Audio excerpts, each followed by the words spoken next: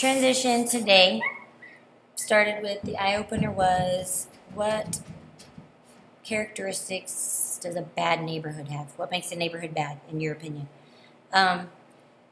They put noise, disrespect, violence,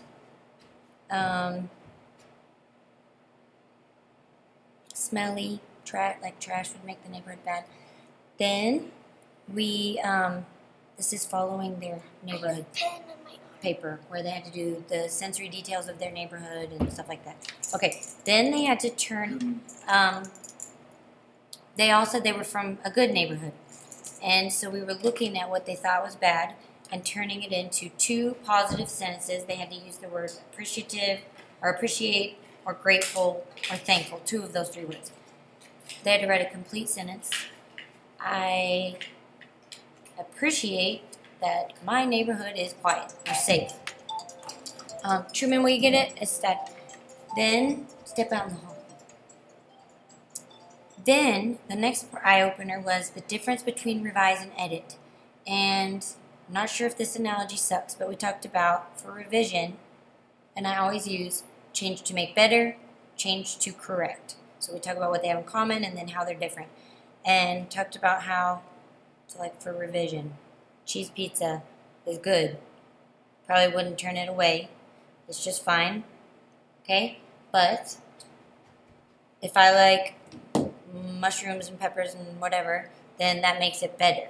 The cheese pizza wasn't bad. There's nothing wrong with it. I would have eaten it, but it's even better with all of my favorite toppings on it. Whereas with edit, you know, maybe if Truman ordered a pepperoni pizza, but the delivery man brings her a pizza with pineapples all over it. That's wrong. That's not what she ordered. Is this working? So he has to take it back and change it, fix it, because it was wrong. Or if he burned it, that's wrong. Nobody wants to burn pizza, I don't think. So they need to, that's wrong. They need to fix it, change it. So we use that. Yutaka seemed to understand that, but that's because he responds and smiles. So then, after we talked about, well, what does revision and editing mean? I actually made one of them be brave and give me their two sentences. I appreciate whatever. And I wrote one of them on the board, and we edited it and revised it, noting the difference between the two. And that was good. Remember, you have small transition classes. So that actually worked really well. Both of those conversations were really good. And we all sat together right here. I had everyone come in. Then,